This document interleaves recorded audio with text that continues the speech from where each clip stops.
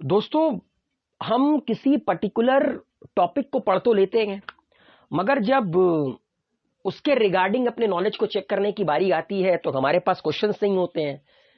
तो इसी चीज को ध्यान में रखते हुए, मद्देनजर में रखते हुए, मैं आप लोगों के लिए आज इंडियन पॉलिटी के ऊपर कुछ इंपॉर्टेंट मल्टीपल चॉइस क्वेश्चन लेकर आया हूं। फिलहाल ये क्वेश्चंस बेसिक हैं, लेकिन धीरे धीरे कर कर आने वाले वीडियोस में मैं क्वेश्चंस को थोड़ा सा और डिफिकल्ट करता चला जाऊंगा, ताकि आप लोगों को मौका मिले अपनी नॉलेज को चेक करने का। ये देखते हैं सबसे पहला सवाल क्या है। सबसे पहला सवाल के दोस्तों, इनमें से कौन सा स्टेटमेंट गलत गए, मतलब सॉरी सही है, about the 42nd amendment act which took place in 1976। आप लोगों को याद होगा, देश में इमरजेंसी लगी थी, इंदिरा गांधी की सरकार थी। हमारे देश में भारत के संविधान का 42वां संशोधन होता है, जिसको मिनी कॉन्स्टिट्यूशन ऑफ इंडिया कहा जाता है। आपको बताना है इनमें से कौन सा स्टेटमेंट ट्रू है about the 42nd amendment act. Precedence to directive principles over fundamental rights, ये करेक्ट है। इंदिरा गांधी चाहती थी कि फंडामेंटल राइट्स के ऊपर directive principles of state policy को तवज्जो दी जाए। उन्होंने 42nd अमेंडमेंट एक्ट में इसको लागू भी किया। फंडामेंटल ड्यूटीज आर इंक्लूडेड, आप लोगों को याद ही होगा 10 फंडामेंटल ड्यूटीज ऐड की गई। Constitutional amendment should not be question in any court. तो दोस्तों, ये तीनों के तीनों स्टेटमेंट करेक्ट है। भारत के संविधान के 42वें संशोधन में इन तीनों चीजों का जिक्र है।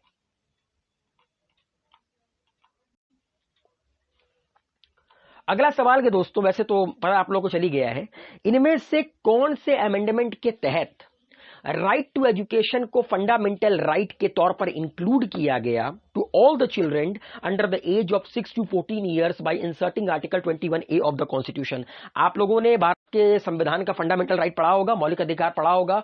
मौलिक अधिकार आर्टिकल 20 के अंदर एक आर्टिकल आता है 21A, जिसको राइट टू एजुकेशन कहा जाता है। आपको बताना है कि कौन सा अमेंडमेंट कर कर right to education article 21A जोड़ा गया भारत के संविधान में। तो 2002 में 86वां अमेंडमेंट कर कर आर्टिकल 21A को इंक्लूड किया गया राइट टू एजुकेशन के तौर पर।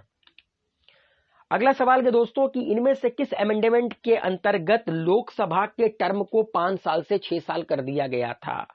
आपकी ऑप्शन है 40th amendment, 42nd amendment, 44th amendment या 46th अमेंडमेंट। तो सही उत्तर के दोस्तों 1976 इंदिरा गांधी की सरकार, देश में इमरजेंसी, 42वां संशोधन, उसके अंतर्गत लोकसभा के टर्म को 5 साल से 6 साल कर दिया गया था। लेकिन बाद में मोरारजी देसाई की सरकार आई, 44th अमेंडमेंट कर कर फिर से इसको 6 साल से 5 साल कर दिया गया। अगला सवाल के दोस्तों, कि under which constitutional amendment bill, इनमें से किस संवैधानिक संशोधन के अंतर्गत हमारे देश के 8वें शेड्यूल में 4 नए लैंग्वेजेस को जोड़ा गया, बोडो, डोगरी, मैथिली एंड द संथली। आपको पता है कि हमारे देश के संविधान में टोटल 22 लैंग्वेजेस का जिक्र है 8वें शेड्यूल में। तो ये जो बोडो, डोगरी, मैथिली और संथली है, उसको कौन सा अमेंडमेंट कर कर जोड़ा गया। आपके ऑप्शन है 89th, 92nd, 98th या 95th। तो दोस्तों, भारत के संविधान का 92nd अमेंडमेंट कर कर बोडो, डोगरी, मैथिली और संथली को भारत के 8वें शेड्यूल में ऐड किया गया। कमेंट बॉक्स में लिखकर बताइए, थोड़ा सा आपकी नॉलेज भी चेक करूं, कि ये जो 92nd अमेंडमेंट हुआ ये कब हुआ। आपको साल लिखना है। अगला सवाल के दोस्तों, कि इनमें से कौन सा इलेक्शन कमीशन ऑफ इंडिया के सुपरविजन में नहीं होता है। Election of vice president of India, ये करेक्ट है। इलेक्शन ऑफ स्टेट लेजिस्लेचर, ये करेक्ट है, अभी हमारे देश के 5 राज्यों में चुनाव चल रहे हैं।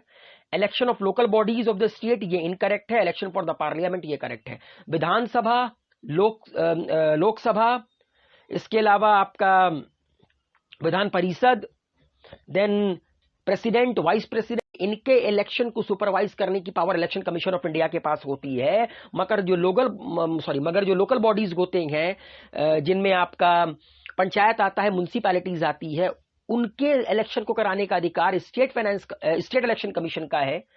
स्टेट इलेक्शन कमीशन का है। अक्सर लोग कंफ्यूज हो जाते हैं, उनको लगता है कि लोकसभा का चुनाव इलेक्शन कमीशन ऑफ इंडिया करवाती है और विधानसभा का चुनाव स्टेट इलेक्शन कमीशन करवाती है। तो ऐसा बिल्कुल नहीं है।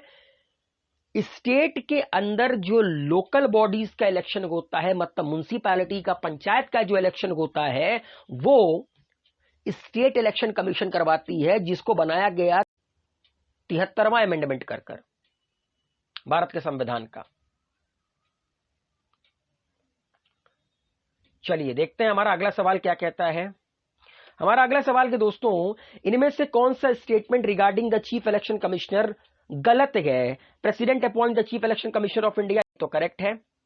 Chief election commissioner of India can be remove by the same process as applicable to the जज ऑफ सुप्रीम कोर्ट, ये भी करेक्ट है। Other election commissioners can be removed by the president on the recommendation of chief election commission of India, ये भी correct है। T.S.. Swaminathan was the first chief election commissioner of India, ये incorrect है। सुकुमार सेन हमारे देश के पहले चीफ इलेक्शन कमिश्नर थे, 1951 में हमारे देश के पहले चीफ इलेक्शन कमिश्नर बने। 1950 में क्योंकि 1950 में इलेक्शन कमीशन ऑफ इंडिया का गठन हुआ, बिल्कुल करेक्ट बात है। भारत का इलेक्शन 1951 में हुआ, 1951-52 में।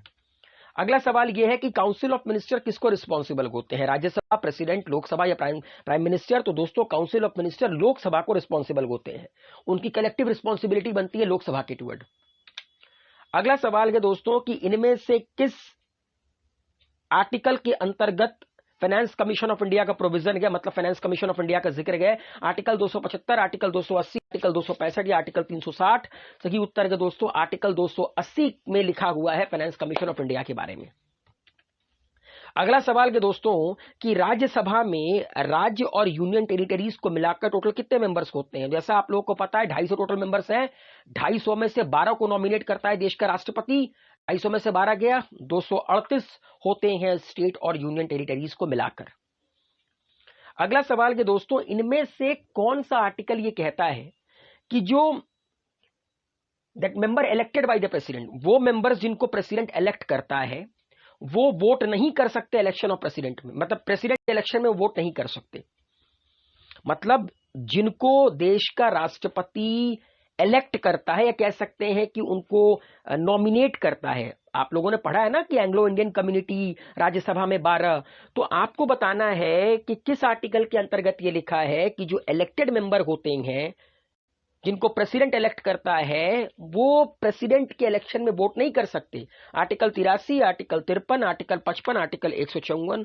सही उत्तर है दोस्तों आर्टिकल 55 में ये लिखा है कि जिन मेंबर्स को प्रेसिडेंट इलेक्ट करता है वो इलेक्शन ऑफ प्रेसिडेंट में वोट नहीं कर सकते। अगला सवाल के दोस्तों इनमें से वो कौन सा आर्टिकल है जो ये कहता है कि राज्यसभा कभी डिसॉल्व नहीं हो सकती?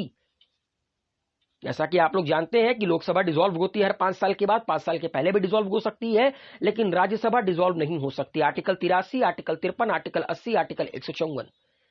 तो दोस्तों आर्टिकल 83 में जिक्र है कि राज्यसभा कभी डिसॉल्व नहीं हो सकती, लोकसभा 5 साल के बाद डिसॉल्व होनी है।